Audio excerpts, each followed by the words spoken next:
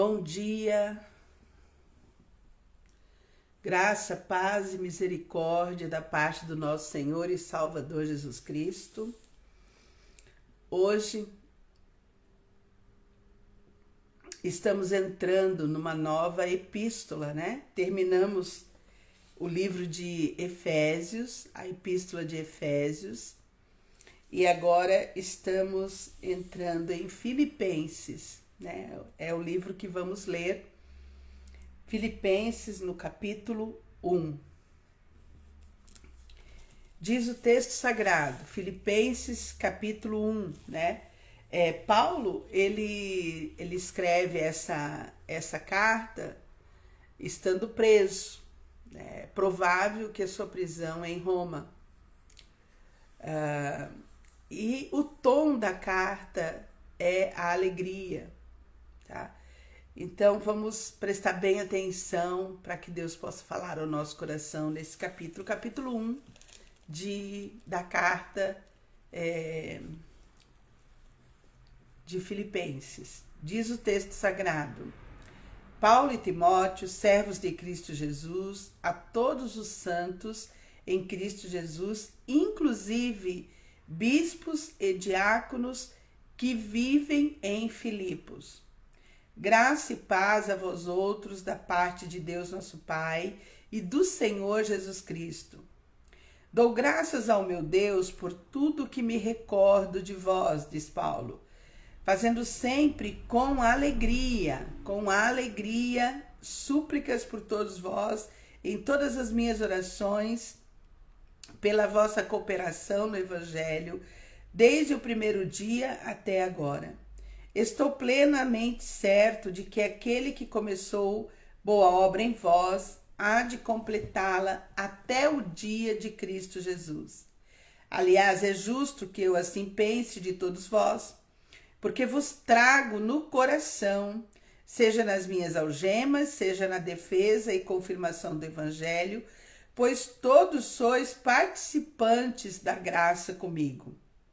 Pois minha testemunha é Deus da saudade que tenho de todos vós na terna misericórdia de Cristo Jesus.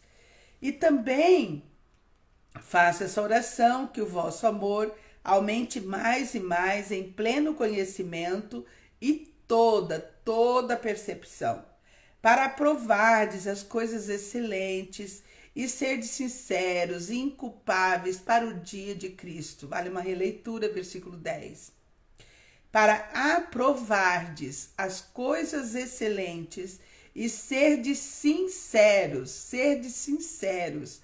e inculpáveis para o dia de Cristo. Cheios, versículo 11, cheios do fruto de justiça, o qual é mediante Jesus Cristo, para a glória e louvor de Deus. Quero ainda, irmãos, cientificar-vos de que as coisas que me aconteceram têm antes contribuído para o progresso do Evangelho. De maneira que as minhas cadeias em Cristo, né, Paulo, ele está na prisão, ele estava preso, se tornaram conhecidas de toda a guarda pretoriana e de todos os demais. Quando Paulo está falando aqui, a guarda pretoriana, ele está falando de mais de 9.000 soldados. E a maioria dos irmãos, estimulados no Senhor por minhas algemas, né, por sua prisão, ousam falar com mais desassombro a palavra de Deus, né? Paulo está falando que por conta da prisão de Paulo, por ele estar preso, os irmãos nas igrejas em toda parte eram motivados pelo Espírito Santo de Deus a continuar expandindo, falando, proclamando, né, o Evangelho de Jesus. Quer dizer, as prisões de Paulo, a prisão dele não aprisionou a verdade do Evangelho, pelo contrário, né? Houve uma expansão maior do Evangelho. Versículo 15. Alguns efetivamente proclamam a Cristo por inveja e porfia. Outros, porém, o fazem de boa vontade. Estes, por amor, sabendo que estou incumbido da defesa do evangelho. Aqueles, contudo, pregam a Cristo por discórdia, insinceramente, julgando suscitar tribulação às minhas cadeias. Todavia, entretanto, portanto, todavia, que importa, diz Paulo, uma vez que Cristo, de qualquer modo, está sendo pregado, quer por pretexto, quer por verdade, também com isso me regozijo, sim, sempre me regozijarei. Porque estou certo de que isto mesmo, pela vossa súplica e pela provisão do Espírito de Jesus Cristo, me redundará em libertação, segundo a minha ardente expectativa e esperança de que em nada, diz Paulo, serei envergonhado, antes com toda a ousadia, como sempre, também agora será Cristo engrandecido no meu corpo, quer pela vida, quer pela morte. Porquanto, versículo 21, um versículo que a gente sempre ouve nas pregações, porquanto para mim o viver é Cristo e o morrer é lucro. Entretanto, se o viver na carne traz fruto para o meu trabalho, já não sei o que hei de escolher. Ora, de um e outro lado, estou constrangido, tendo desejo de partir e estar com Cristo, o que é incomparavelmente melhor, mas por vossa causa é mais necessário permanecer na carne. E convencido disso, estou certo de que ficarei e permanecerei com todos vós para o vosso progresso e gozo da fé, a fim de que aumente quanto a mim o motivo de vos gloriardes em Cristo Jesus, pela minha presença de novo convosco. Versículo 27. Vivei acima de tudo, por modo digno do evangelho de Cristo, para que, ou indo ver-vos ou estando ausente, ouça no tocante a vós outros, que estar firmes em um só espírito, como uma só alma, lutando juntos pela fé evangélica, e que em nada estáis intimidados pelos adversários, pois o que é para eles prova evidente de perdição, é para vós outros de salvação, e isto da parte de Deus, porque vos foi concedida a graça de padecerdes por Cristo, e não somente de crerdes nele, pois tendes o mesmo combate que vistes em mim, e ainda agora ouvis que é meu. Então, Filipenses, Paulo escreve para o tom da carta. Paulo está escrevendo para pessoas bem chegadas dele, amigos queridos dele, amigos que ele havia ganhado para Jesus na cidade de Filipos, É provável, como eu já disse, que ele estava preso na cidade de Roma. Alguns acreditam em Cesareia, outros acreditam em Éfeso, mas provavelmente era a cidade de Roma. A alegria, ela traz um tom dominante na carta, a alegria de estar em Jesus Cristo, a alegria da salvação, a alegria do Senhor. No verso 6, Paulo diz que a boa obra que se iniciou no coração daquelas pessoas seria completada até o dia do Senhor. Por quê? Porque quando nós chegamos em Jesus, quando a gente aceita Jesus como Senhor e Salvador, inicia-se um processo, uma boa obra em nós. Boa obra de santificação, de purificação. E Paulo está falando sobre isso, que a boa obra de santificação, de santidade de vida, estava em andamento, estava acontecendo na vida daqueles irmãos, Filipos, querido, era a cidade onde foi fundada a primeira igreja da Europa. Filipe era uma colônia romana, e essa igreja iniciou na conversão de uma mulher, de Lídia, tá? Iniciou na casa dela. Lídia abriu a casa para as reuniões e foi ali que Paulo iniciou essa igreja, né? E toda a carta ela vai trazer para nós uma palavra de unidade vigente na vida daqueles irmãos. A presença forte do Espírito Santo na vida do crente traz esse fruto da justiça que Paulo cita aqui no versículo, tá? Esse fruto da justiça que vem por meio da fé em Jesus Cristo, né? E Paulo também vai dizer que estava acontecendo naquele tempo, naquele período, né? O evangelho estava sendo pregado, né? Estava sendo pregado por amor e estava sendo pregado por discórdia. Havia dois grupos de pessoas, né? Dois grupos de pessoas que estavam pregando o evangelho. Um grupo estava pregando motivados por amor a Deus, porque haviam compreendido a urgência do tempo, haviam compreendido o evangelho de salvação, o plano salvífico de Deus por meio de Jesus Cristo, pela fé. E um outro grupo estava pregando o evangelho por rivalidade, para poder causar tribulação, causar danos na vida de Paulo. E Paulo cita isso, né? E Paulo diz, ele faz essa declaração no versículo 21, né? Olha, porquanto para mim o viver é Cristo e o morrer é lucro. Paulo estava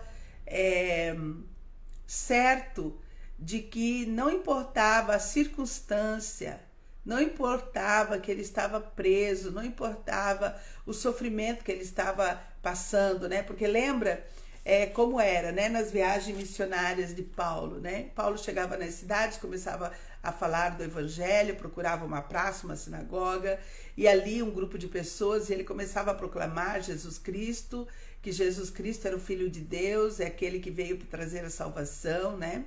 E ele começava, olha, todo aquele que nele crê não é condenado, mas todo aquele que não crê já está condenado, né? O texto de João, no capítulo 3, versículo 18, todo aquele que crê não está condenado, mas todo aquele que não crê já está condenado. Todo aquele que crê e for batizado será salvo.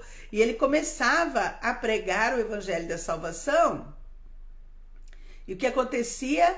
A cidade ficava empolvorosa, logo chegavam as autoridades e já aprisionavam Paulo. Paulo, então, não ia dormir no hotel, Paulo ia dormir nas prisões. Em muitos lugares, Paulo era açoitado, Paulo era chicoteado, mas nada parava esse homem, nada parava o apóstolo Paulo, nada parava. As circunstâncias à sua volta não paravam, ele continuava a pregar o evangelho. Por quê? Porque ele tinha tido um encontro real com o Senhor Jesus. Ele havia sido perseguidor da igreja, ele havia perseguido a igreja, né? Foi aos pés dele que as vestes de Filipe de Estevão foram jogadas, né? Na morte de Estevão, quando Estevão olha para o céu e vê Jesus Cristo recebendo, aos pés de Paulo. Paulo aspirava a ira, a raiva, tinha uma missão que tinha sido dada pelos homens para ele, para perseguir os cristãos, perseguir aquelas pessoas que eram do caminho. Mas Paulo tem um encontro com o Cristo ressurreto. Paulo tem um encontro com Jesus no caminho de Damasco. Ele vê uma luz mais resplandecente que o sol. E ele tem esse encontro, ele tem essa chamada. E agora Paulo, então, não importa as circunstâncias. Não importam as circunstâncias à sua volta. Ele não para de falar do evangelho. Ele fala no capítulo aqui, que ele fala para toda todo o pelotão, vamos dizer assim, né? Todo o pelotão romano, mais de 9.000 homens, aonde ele estava? Na prisão. Ele não ficava quieto. Eu fico pensando, né? Fico imaginando que uma pessoa, quando é presa, quando ela é pega num delito, a gente vê, bom, eu nunca vi de perto isso, mas a gente vê nos filmes, né? A pessoa chega dentro da prisão, dentro da cela, e senta num primeiro canto, abaixa a cabeça e fica lá quieto. Paulo não fazia isso.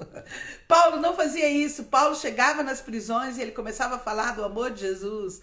E por isso que Paulo vai falar no versículo 21, porque para ele o viver é Cristo. Estar vivo é estar falando de Cristo.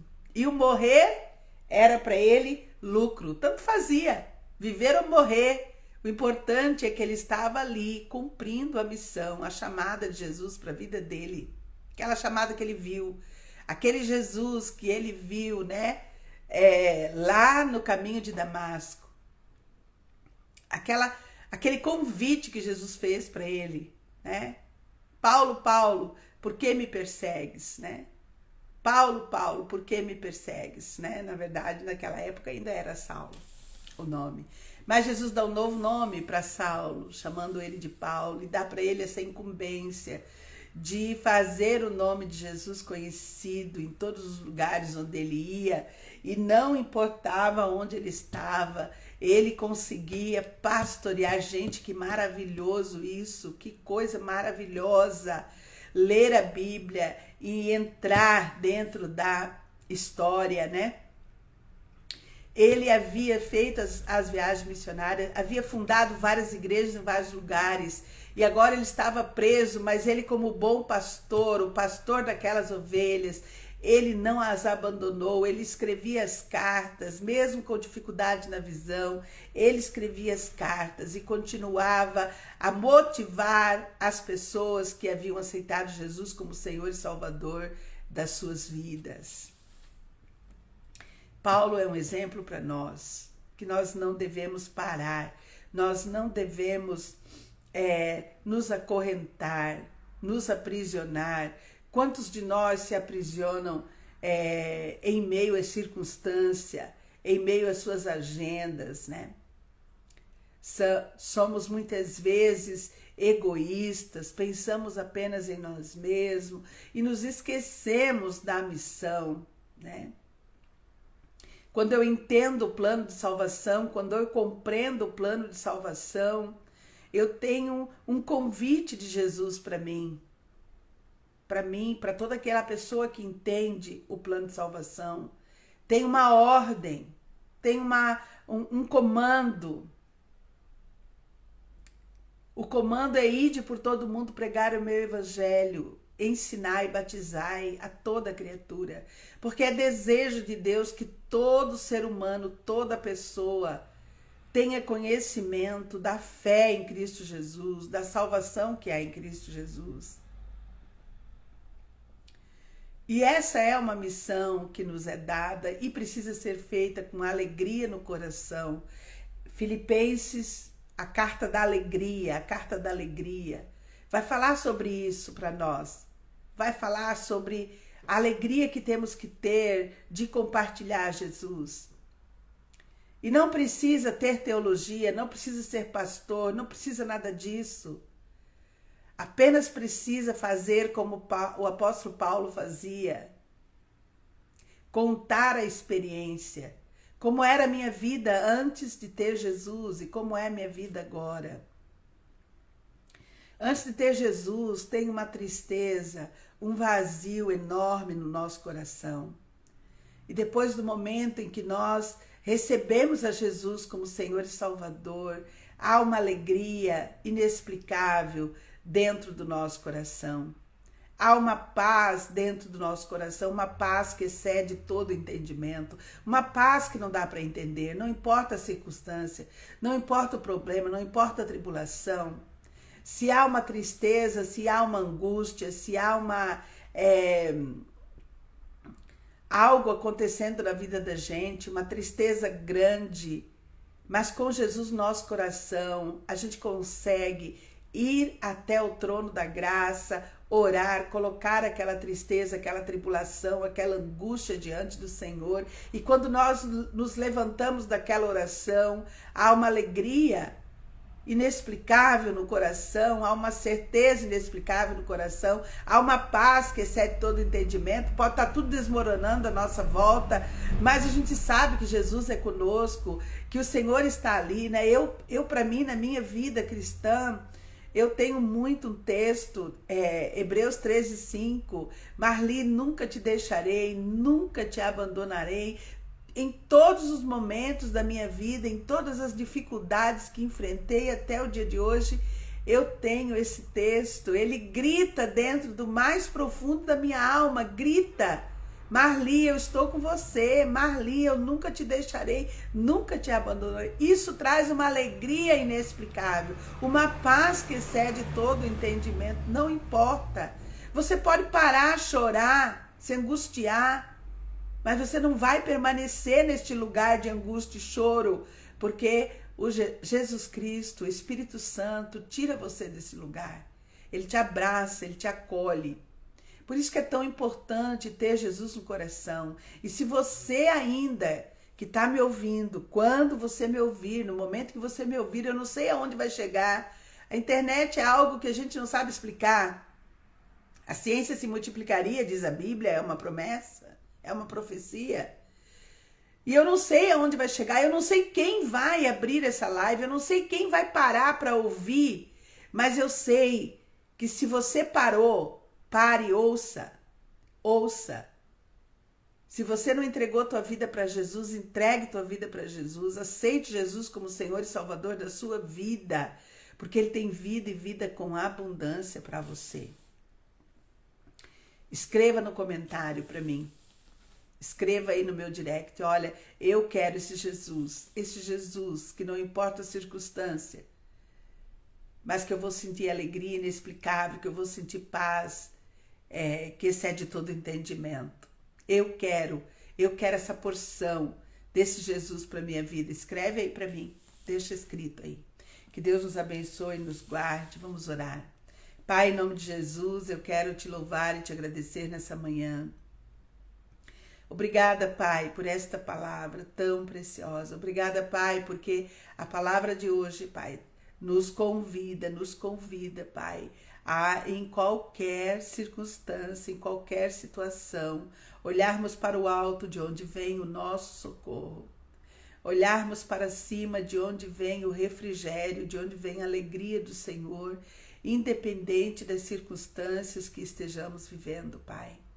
Pai, tenha misericórdia, Deus, das nossas vidas e nos ajuda, Paizinho querido, a viver esta unidade que o apóstolo Paulo fala aqui nessa carta, nesse primeiro capítulo de Filipenses, Pai.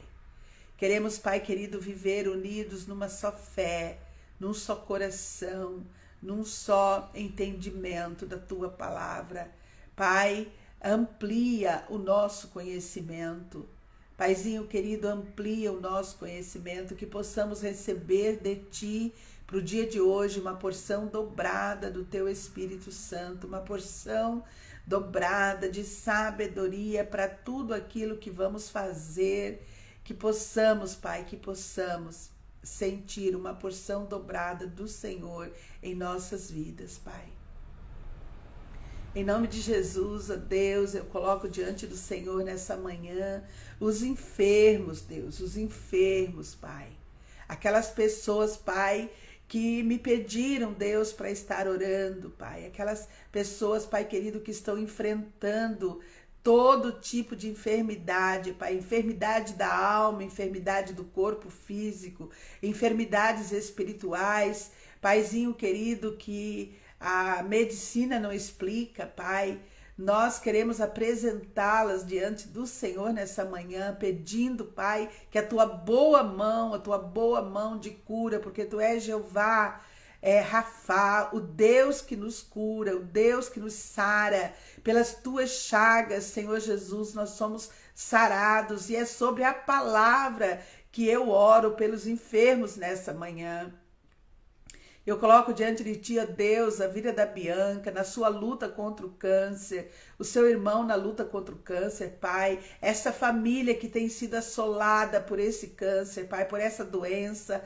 Deus, nós colocamos essa família diante do Senhor, a vida da Rosane, Pai, colocamos diante de ti, Pai querido, que o Senhor traga saúde, libertação para essa família, em nome de Jesus. Pai, eu oro a ti, ó Deus, pela tia da Neuza, Pai, lá no Mato Grosso do Sul, Pai. Aquela mulher, Pai, que está em sofrimento, Pai, que está em sofrimento. Ó Deus, com essa doença terminal, Pai querido, Deus de poder e de graça, tenha misericórdia, Deus. Traz refrigério e consolo ali, Pai. Traz encorajamento para a vida da Neuza. Nós colocamos, Pai, a vida da Neuza diante do Senhor, a vida da Neuzinha diante do teu altar. Pai, eu oro a ti pela Carla Fabiana, Pai, a minha sobrinha, na luta dela, Pai, contra o câncer, Deus. Pai de poder, que ela te conheça, que ela conheça o Deus vivo e verdadeiro, que toda a sua casa, toda a sua família possa conhecer o Deus vivo e verdadeiro, Pai. Pai, eu oro a ti pela vida do meu neto Isaac, todo autismo, Pai, eu te agradeço, Pai, pela evolução, Pai, pelo crescimento do Isaac, Deus. Paizinho querido, muito obrigada pelo que tu já tens feito na vida do Isaac, mas eu continuo a pedir a ti, ó Deus, cura por completo, a vidinha do Isaac, para a glória e honra do teu nome, Pai. Eu oro pela Cláudia, Deus, pela sua mãe, que é acamada com aquele derrame. Deus, entra ali com providência de coragem, Pai, força, consolo, refrigério na vida da Cláudia. Nós sabemos, Pai, quanto é difícil cuidar de uma pessoa acamada, Deus. Deus, tua filha precisa de encorajamento vindo do alto céus, tua filha precisa de sabedoria, tua filha precisa de graça, tua filha precisa de força. Pai, dá a ela a força que ela precisa para o dia de hoje, Pai. Eu oro a ti, ó Deus, pela vida do irmão Eugênio, Pai, na luta dele contra a enfermidade. Eu oro a ti, ó Deus, pela vida da Rosineide, a vida da Patrícia, ali aquela casa, aquela família, Deus, na luta da enfermidade, que os teus filhos e tuas filhas, Pai, possam vencer e ser encorajados pelo Senhor, ó Pai. Eu oro a ti, ó Deus, por essas vidas preciosas, Pai querido, que chegam até mim, ó Deus, esses pedidos de oração que chegam, Pai, eu os apresento diante de ti, Pai querido, pedindo tua mão, tua boa mão, tua mão curadora sobre essas vidas, Pai. Eu oro, Deus, pela recuperação do meu filho Daniel, da cirurgia dele. Deus de poder, passa teu bálsamo curador ali naquele corte, Deus, em nome de Jesus. Pai querido, que haja recuperação, Pai querido, por completo da vida dele. Deus, eu oro pelo meu esposo, a vida do Ingo, Pai, na luta dele contra o câncer, Pai. Que o Senhor continue dando a ele vigor, que o Senhor continue dando a ele a alegria do Senhor, que o Senhor continue dando a ele, Pai, a sabedoria do alto céus, Pai. Pai, eu oro a ti, ó Deus, pedindo tua bênção sobre essas vidas preciosas. Pai, eu quero orar a ti, ó Deus, por toda a equipe que trabalha no projeto, Deus. Nesse projeto, nessa convocação, nesse comissionamento que o Senhor nos deu, de levar esperança, Pai, ao coração da criança. Deus, na autoridade do nome de Jesus, toma cada criança que chega para nós, cada família representada por cada criança, Pai.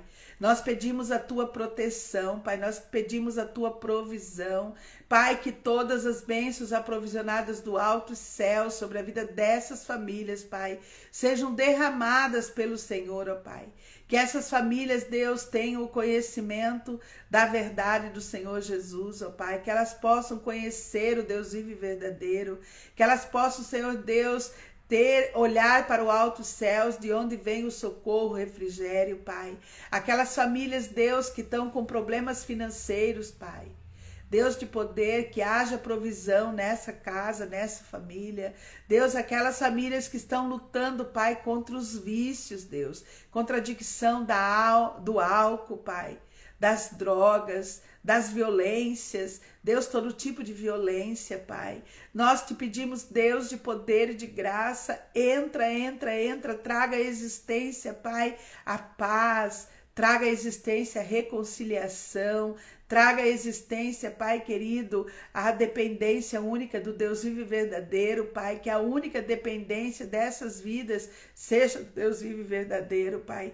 Cura as enfermidades nessas famílias, Pai. Ah, Deus, traz o emprego para aquele que está desempregado. Deus, em nome de Jesus, nós oramos por essas famílias, pedimos a bênção do Senhor, do alto céus, sobre essas famílias, Pai. Sobre essas 130 que estão inscritas no projeto, nós pedimos uma bênção celestial sobre a vida deles no dia de hoje, Pai. Cuidado e proteção, vinda do alto céu sobre a vida deles, Pai.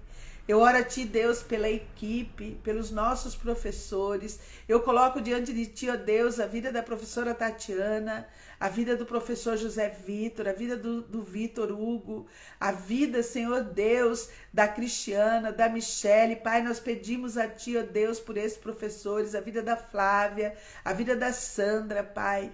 Pai querido, que esses professores recebam no dia de hoje uma porção especial de inspiração, de amor, de acolhimento, que eles possam ser o abraço acolhedor, ó Deus, o carinho, o afeto. Pai, em nome de Jesus, que essas crianças sejam acolhidas por esta equipe que o Senhor comissionou, que o Senhor levantou para cuidar delas no dia de hoje, Pai. Pai, que haja proteção naquele lugar. Pai, nos 4 cantos daquele lugar, que seja protegido pelos anjos guardadores do Senhor, ó Pai. Anjos guerreiros com espada flamejante, para guardar, para livrar de acidente, de incidente. Deus, em nome de Jesus, eu oro pela equipe de apoio, a equipe da cozinha, a vida da Margarita, a vida da Rosane, a vida da Deise, da Horacilda, da Alessandra, da Luísa.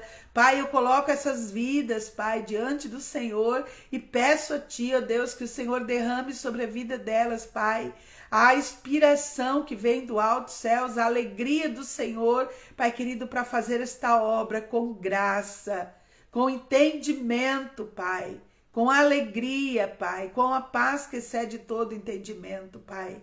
Pai, eu oro a Ti pela nossa equipe, Pai, a psicóloga, a Brunella, a assistente social, a Lorene, sua casa, suas famílias. Pai, as famílias dessas vidas preciosas que trabalham conosco. Deus de poder, guarda, protege, livra. Traz, Paizinho querido, a alegria do Senhor, a alegria do Senhor. Pai, nos ajuda a cumprir essa missão de levar esperança ao coração da criança. Pai, eu oro a Ti pelos meus familiares, pelos meus filhos, genros e nora, meus netos. Que o Senhor os guarde, que o Senhor os proteja no dia de hoje, Pai. Que o Senhor traga, que o Senhor supra toda a necessidade na vida deles, Pai, no dia de hoje. A vida do meu pai, obrigada pela vida do meu pai. Obrigada pela saúde dele, Deus, continua a guardá-lo e protegê-lo. Pai, a vida dos meus irmãos, dos meus primos, dos meus tios. Pai, eu apresento toda a minha parentela diante do Senhor para viver o dia de hoje, um dia abençoado, um dia cheio da Tua presença, um dia, Paizinho querido, memorável diante de Ti, no Teu trono de graça, Pai, cheio de sabedoria vindo do alto céus. Pai, nós oramos porque cremos que o Senhor é aquele que ouve a nossa oração. E a Ti, ó Deus, a Ti. Pai, eu oro por esta pessoa que em algum momento, quando ela acessar esta live e quando ela ouvir a leitura desta palavra, quando ela ouvir, ó Deus, a explanação da Tua palavra, Pai, que ela seja tocada pelo poder do Espírito Santo, Pai. Que ela seja tocada pelo poder do Espírito Santo, Pai. Que ela possa entregar a sua vida para Ti, Deus de poder. Dá ordem a Teus anjos a respeito dessa pessoa que vai ouvir. Pai, em nome de Jesus, e derrama sobre a vida dela toda sorte de bênçãos celestiais, Pai. A bênção da salvação, a bênção da libertação, em nome de Jesus, em nome de Jesus. Amém, amém, amém. Até amanhã, se Deus nos permitir.